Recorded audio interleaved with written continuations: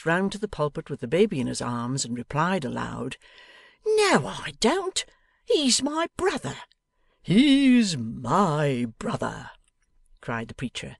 "He isn't," said Kit indignantly. "How can you say such a thing?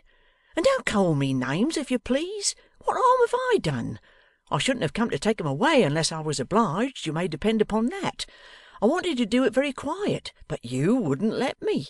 Now you have the goodness to abuse Satan and them as much as you like, sir, and let me alone, if you please." So saying, Kit marched out of the chapel, followed by his mother and little Jacob, and found himself in the open air, with an indistinct recollection of having seen the people wake up and look surprised, and of Quilp having remained throughout the interruption in his old attitude without moving his eyes from the ceiling or appearing to take the smallest notice of anything that passed. "Oh, Kit!" said his mother, with her handkerchief to her eyes, "what have you done? I never can go there again, never." "I'm glad of it, mother. What was there in the little bit of pleasure you took last night that made it necessary for you to be low-spirited and sorrowful to-night? That's the way you do. If you're happy or merry ever, you come here to say, along with that chap, that you're sorry for it. More shame for you, mother, I was going to say." "Hush, dear," said Mrs Nubbles. "You don't mean what you say, I know, but you're talking sinfulness." "Don't mean it? But I do mean it," retorted Kit. "I don't believe, mother, that harmless cheerfulness and good humour are thought greater sins in heaven than shirt collars are. And I do believe that those chaps are just about as right and sensible in putting down the one as leaving off the other. That's my belief.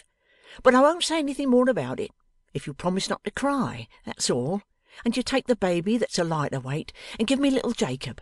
And as we go along, which we must do pretty quick, I'll give you the news I bring, which will surprise you a little, I can tell you. There, that's right. Now, you look as if you'd never seen little Bethel in all your life, as I hope you never will again. And here's the baby and little Jacob. You get the top of my back and catch hold of me tight round the neck, and whenever a little Bethel parson calls you a precious lamb, or says your brother's one, you tell him it's the truest thing he's said for a 12-month, and if he'd got a little more of the lamb himself, and less of the mint sauce, not being quite so sharp and sour over it, I should like him all the better.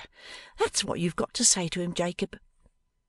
Talking on in this way, half in jest and half in earnest, and cheering up his mother, the children, and himself, by the one simple process of determining to be in a good humour, Kit led them briskly forward, and on the road home he related what had passed at the notary's house, and the purpose with which he had intruded on the solemnities of Little Bethel.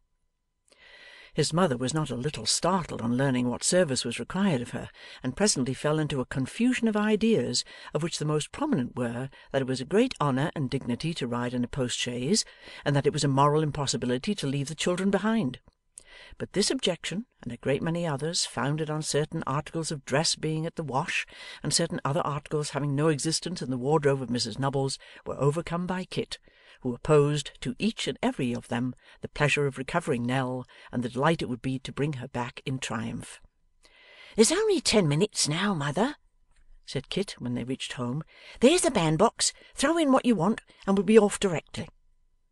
To tell how Kit then hustled into the box all sorts of things which could by no remote contingency be wanted, and how he left out everything likely to be of the smallest use, how a neighbour was persuaded to come and stop with the children, and how the children at first cried dismally, and then laughed heartily on being promised all kinds of impossible and unheard-of toys, how Kit's mother wouldn't leave off kissing them, and how Kit couldn't make up his mind to be vexed with her for doing it, would take more time and room than you and I can spare. So, passing over all such matters, it is sufficient to say that within a few minutes after the 2 hours had expired, Kit and his mother arrived at the notary's door, where a post-chaise was already waiting. "With 4 horses, I declare," said Kit, quite aghast at the preparations. "Well, you are going to do it, mother?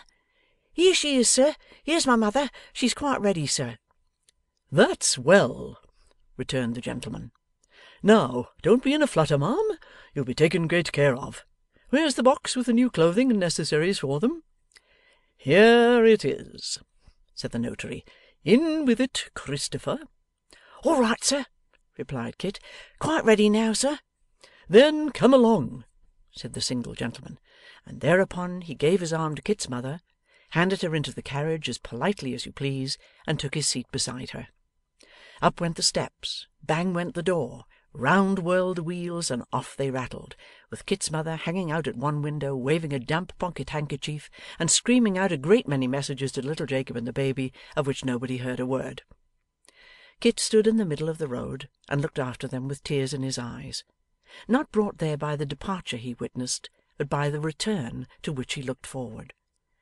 'They went away,' he thought, 'on foot, with nobody to speak to them or say a kind word at parting, and they'll come back drawn by 4 horses, with this rich gentleman for their friend, and all their troubles over. She'll forget that she taught me to write.' Whatever Kit thought about after this, took some time to think of, for he stood gazing up the lines of shining lamps, long after the chaise had disappeared, and did not return into the house until the notary and Mr Abel, who had themselves lingered outside till the sound of the wheels was no longer distinguishable, had several times wondered what could possibly detain him. Chapter 41.